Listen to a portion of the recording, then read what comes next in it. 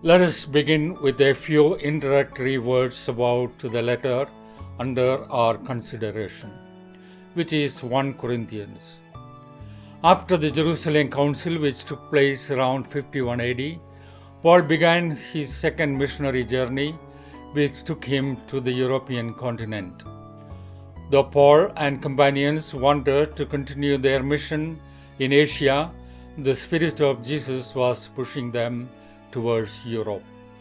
After having attained considerable success in Philippi, Thessalonica, and Athens, Paul came to Corinth. His companions for this journey were Silas and Timothy.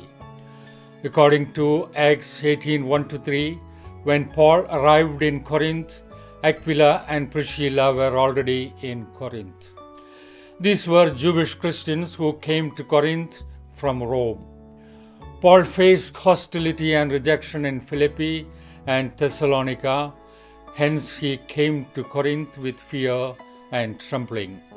Yet he stayed there a year and a half.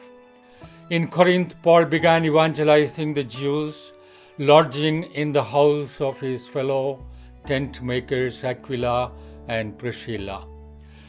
When Silas and Timothy arrived with the good news about the Thessalonian Christians, Paul began evangelizing the Gentiles as well.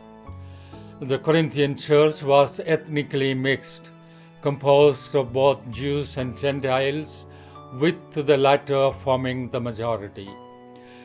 This mix only added to the divisions in the community. Those converted by Paul would have been predominantly from the lower strata of the society, with the artisans and ex-slaves far outnumbering the rich. After Paul left Corinth, he could not return there, and his further dealings with the community were through the letters he wrote them. It is said that Paul wrote several letters to the community, but only 2 are preserved in the New Testament. These 2 letters reveal Paul's acumen in dealing with problems and offering solutions on all the issues faced by the community. In the passage on which we reflect, which is 1 Corinthians 3:10-15, Paul admits that he and Apollos are equal in the mission they share. Paul identifies himself as the master builder who has laid the foundation of the Corinthian community. Although he speaks of someone else building on this foundation, the persons are not actually identified. Most likely he is referring to Apollos or Peter, who also had a ministry in Corinth.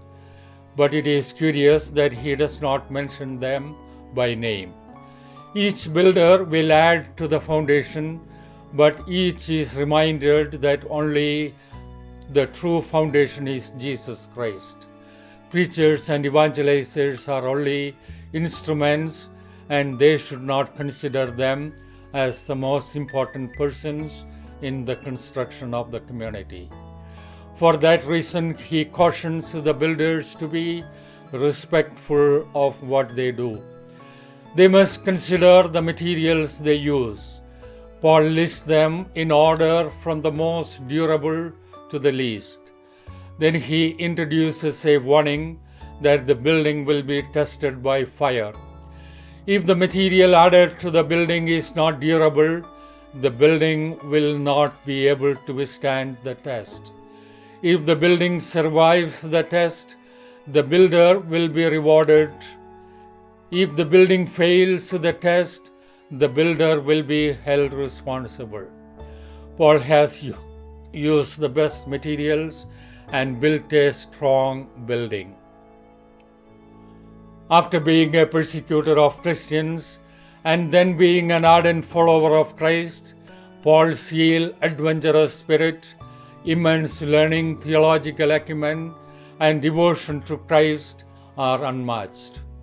He used all his skills and talents, whether it is preaching, writing, personal suffering for the spread of the gospel he preached. He was indeed a master builder who built on solid foundations. The foundation that he laid will not be shaken. Let us not forget that he was imprisoned for a good number of years and died while being in prison in Rome. None of these adverse situations could dampen his spirit. He continued to write and teach in all circumstances. Today he continues to be a model for all those who live his charism. We Paulines have the responsibility of knowing Paul and communicating his message. The charism of the Pauline family, handed over to us by Blessed James Alberione, comes to our assistance. Let us strive to become true followers of our charism. May Paul and Jesus, our Divine Master, way, truth and life, along with Mary, our Mother, help us to continue to be inspired and enlightened. Amen. I have been crucified with Christ. I have been crucified with Christ. It is no longer I who live, but Christ who lives in me. And the life I now live in the flesh, I live by faith in the Son of God, who loved me, and gave himself for